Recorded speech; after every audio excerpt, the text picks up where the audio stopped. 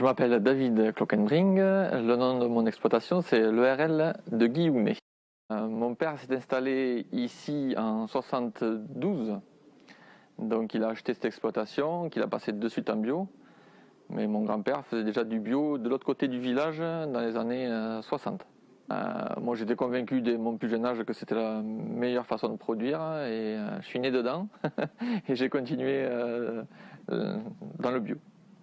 Au départ, on avait, je ne sais plus, 16 hectares, je crois. 16 hectares. Bon, il y a une partie qu'on a rétrocédée parce que c'était trop loin.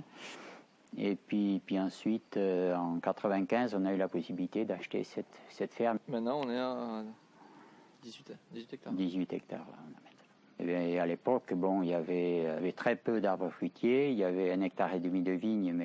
Et puis on a planté au début du prunier. Et puis on a commencé ensuite à faire des expéditions, vendre les pruneaux aux particuliers et plus. Et après, je me suis dit, tant qu'à faire des expéditions, on va essayer de rentabiliser les transports. Alors, j'ai pu trouver une machine qui faisait de la purée. Et on a commencé à faire des confitures et des choses comme ça. Petit à petit, des fruits secs, on a commencé à agrandir la gamme. Bon, au début, depuis un petit moment, mon père ne faisait plus aucun traitement. Et donc, quand j'ai repris l'exploitation, je me suis dit au début, je vais quand même faire quelques traitements pour améliorer les récoltes, la rentabilité, et puis aussi l'aspect des fruits, parce que c'est vrai que bon, des fois, les fruits ne sont pas très jolis.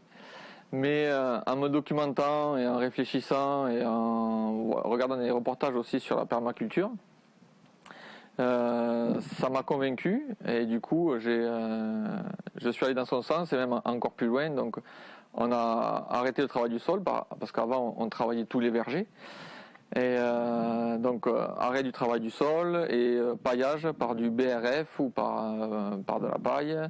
On broie les branches de taille, on essaie de faire aussi du foin où c'est qu'il n'y a pas d'arbres et puis on les met sur les rangs pour éviter l'enherbement et aussi pour nourrir le sol. Voilà notre système de culture.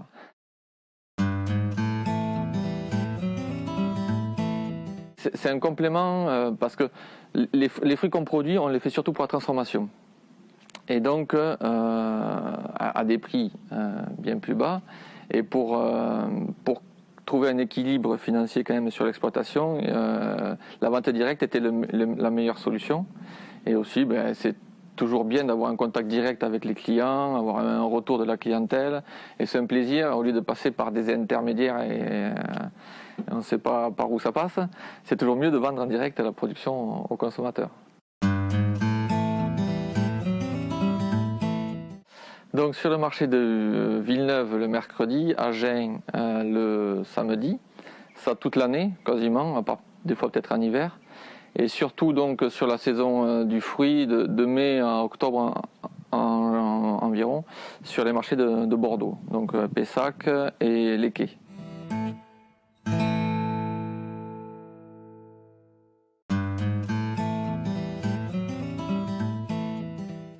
Je suis Patrice Amblard, apiculteur troisième génération. Donc ici vous êtes sur mes terres, hein, dans mon jardin d'apiculteur. Mon père était déjà apiculteur.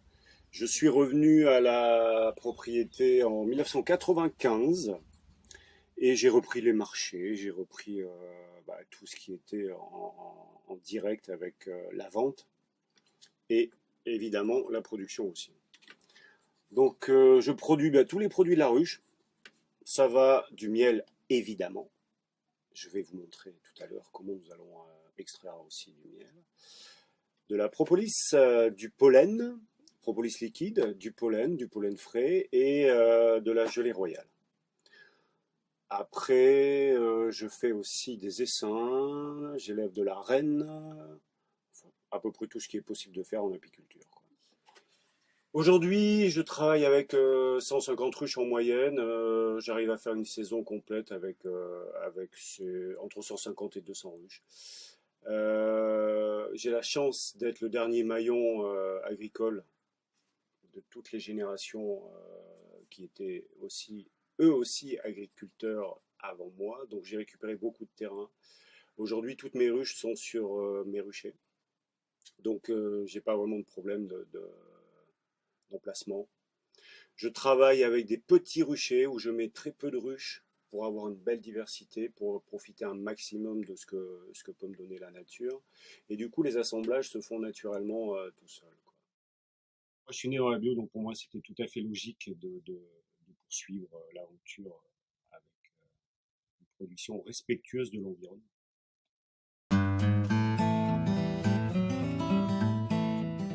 Alors pourquoi les marchés? Évidemment parce que nous on a la chance avec nos marchés bio d'avoir une grande majorité des producteurs. Et c'est toujours très intéressant d'avoir affaire au producteur, celui qui fabrique, celui qui va transformer. Personnellement, je fais mes courses sur les marchés. Je mange à 80%, je sais qui a fait le produit, comment ça a été fait. Et pour moi c'est très important. Cet aspect aussi famille, on se retrouve, on se connaît depuis 20-30 ans certains. Moi j'ai connu, enfin il y en a plein qui sont partis, d'autres qui sont revenus. Donc c'est une famille qui s'agrandit, qui bouge. Et c'est très intéressant, ça reste convivial, ça reste humain. On est toujours en contact avec des vrais gens. Voilà, et ça je pense que c'est important. Et forcément des vrais produits. La bio c'est ça aussi, quoi. Et la bio elle est grande, la famille.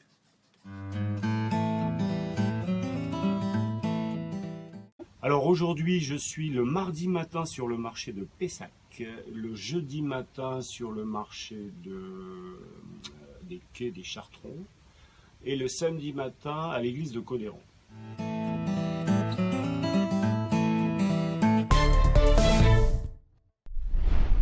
La restauration collective au sein d'Interbio Nouvelle-Aquitaine, c'est un axe de développement fort sur lequel on est engagé depuis maintenant plus de 10 ans. Notre objectif premier, c'est de permettre au plus grand nombre d'accéder à une alimentation saine et durable et accompagner les collectivités et les établissements de restauration collective à atteindre à minima les 20% de produits bio tout en maîtrisant les coûts et en ayant un impact sur le territoire dans l'intégration de produits bio locaux. Pour ce faire, nous avons 3 axes de travail. Le premier, c'est d'accompagner la demande de la restauration collective, quelle qu'elle soit, de la petite enfance jusqu'à la maison de retraite, par la mise en place d'accompagnements spécifiques que peuvent être des diagnostics de site, des préconisations auprès de ces établissements-là sur comment je peux introduire des produits bio tout en maîtrisant mes coûts, tout en relocalisant au maximum mes approvisionnements et en prenant en compte mes moyens humains, financiers, matériels, ma situation géographique sur les établissements de restauration collective.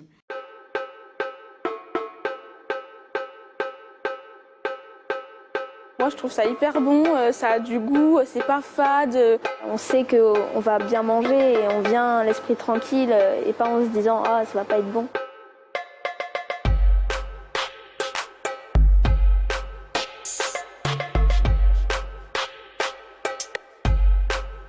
La nourriture en fait qu'on a dans nos assiettes, elle vient de producteurs d'à côté. Ça permet à des petits producteurs de se développer. Ça met plus de confiance et du coup on ose plus se resservir.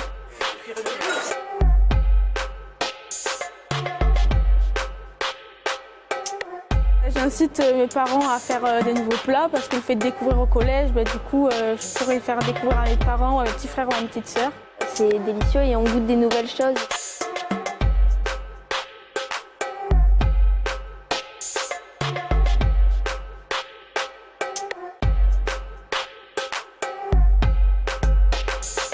Le deuxième axe de travail, c'est d'accompagner le développement de la filière bio pour être adapté au mieux aux exigences, aux pratiques, aux contraintes de la restauration collective. Pour ce faire, on anime une commission au sein d'Interbio qui rassemble tous les adhérents intéressés de près ou de loin par le marché de la restauration collective et on assure des accompagnements individuels et collectifs, notamment par exemple sur la réponse au marché public et l'adaptation des gammes vers le débouché de la restauration collective. Notre dernier axe de travail, c'est la promotion. Tous les ans, on organise un salon, les rencontres professionnelles de la restauration collective, qui auront lieu cette année à Tonins, dans le Lot-et-Garonne, au mois de décembre.